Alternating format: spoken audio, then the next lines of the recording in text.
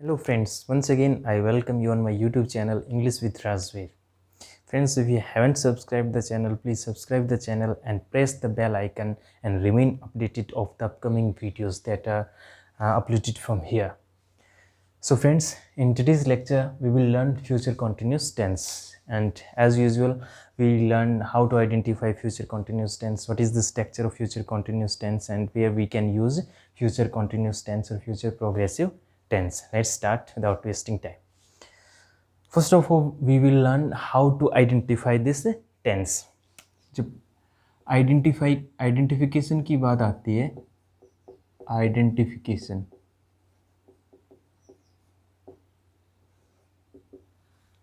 Future continuous tense में जैसा present continuous tense में था रहा है, रही है, रहे हैं, जब पास्ट में आए थे तो रहा था हो गया था, रही थी हो गए थे। अब जब फ्यूचर में आएगा तो हो जाएगा रहा होगा, रही होगी, रहे होंगे। रहा होगा, रही होगी या फिर रहे होंगे। अगर ये फ्रेज मिलती है आपको तो इसका मतलब ये है कि ये फ्यूचर कॉन्टिन्यूस टेंस है। जहाँ तक इंग्लिश में हेल्पिंग वर्ब का सवाल है और मेन वर्ब का सवाल है, वो इस तरह से रहने वाले हैं। इसमें हेल्पिंग वर्ब इसके अंदर वो होगी विल बी और शैल बी। विल शैल का प्रयोग ठीक वैसे ही होगा जैसे सिंपल फ्यूचर में हमने देखा था। मेन वर्ब का जहाँ तक सवाल है, हर कॉन्टिन्यूस टेंस के अंदर V first plus ING use होती है, या फिर fourth form of verb you can call it. So main verb के अंदर वी फर्स्ट प्लस आईएनजी होने वाली है। ये है इसके आइडेंटिफिकेशन का। अब इसके बाद बारी आती है इसकी स्ट्रक्चर की, और स्ट्रक्चर के अंदर भी हम affirmative sentences, negative sentences, interrogative and interrogative negative sentences को पढ़ने वाले हैं। So, पहला है अफर्मेटिव सेंटेंस। अफर्मेटिव सेंटेंसेस ये है, हम पढ़ रहे हैं structure of future continuous tense. Affirmative sentence है, उसके अंदर इसकी स्ट्रक्चर क्या होने वाली है। सब्जेक्ट सबसे पहले होगा विल बी, शैल बी या विल शैल और plus be plus V first plus ING plus object. इसकी स्ट्रक्चर होने वाली है। Ram will be going Delhi at this time tomorrow. At this time tomorrow. At this time tomorrow. तो ये structure है will be और V first plus ING. जब negative की बात आती है, नेगेटिव स्ट्रक्चर की, नेगेटिव स्ट्रक्चर की, नेगेटिव स्ट्रक्चर में हमें क्या यूज करना है, वही सब्जेक्ट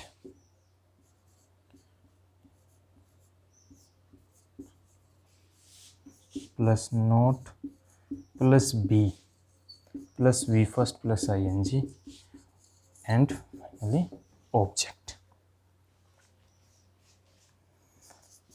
राम will not या won't be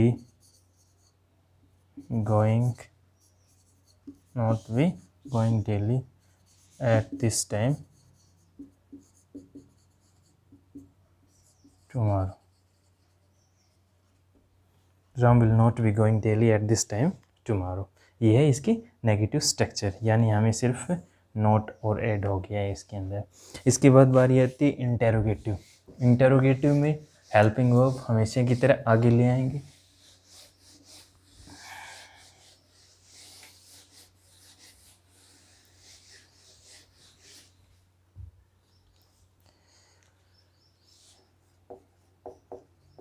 interrogative sentences. Interrogative sentences में विल या shall plus subject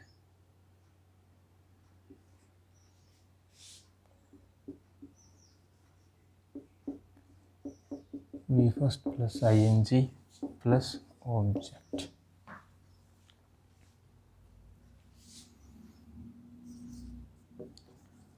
will Ram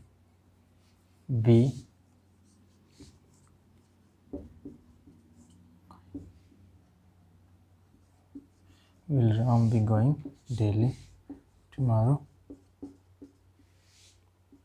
at this time? Yeah, at this time tomorrow. Will Ram be going daily tomorrow at this time? या will Ram be going daily at this time tomorrow? तो ये B का ध्यान रखना है हमें। B आगे आ जाता है सब्जेक्ट के, सिर्फ विल और शैल को हम आगे लेके आएंगे। ये राम के बाद में और विल शैल राम से पहले आ गया।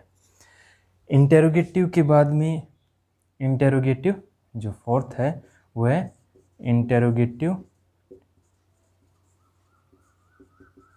और नेगेटिव, यानी दोनों कंबाइन होते हैं। इंटेरोगेटिव भी होता है और नेगेटिव भी होता है। इसकी स्ट्रक्चर में वॉन्ट या फिर shan't plus subject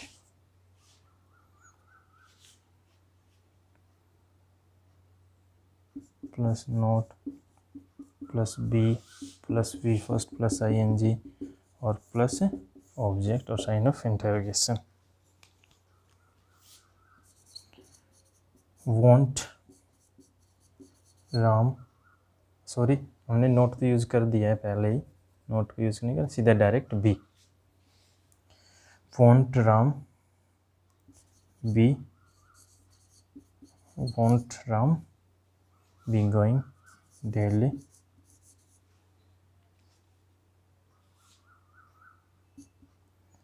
at this time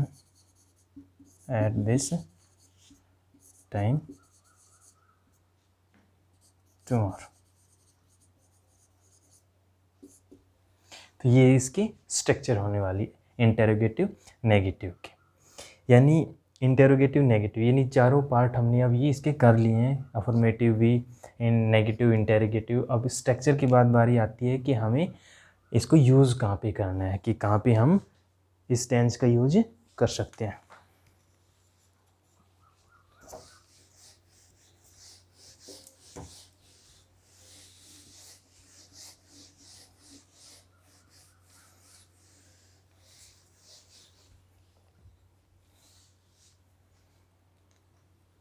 use, सबसे पहला यूज है इसका to denote an action, denote an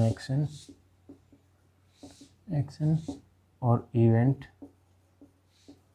which will be going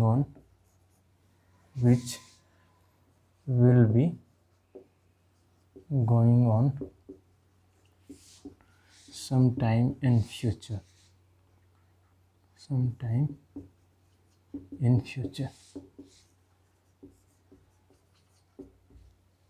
जैसे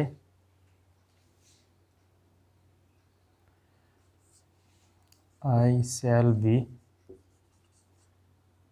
teaching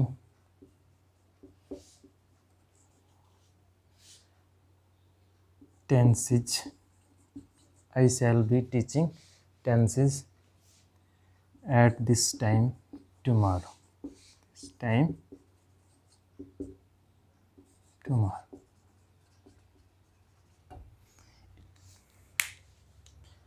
shall be, will be और be फर्स्ट प्लस, और ये कब होने वाला है?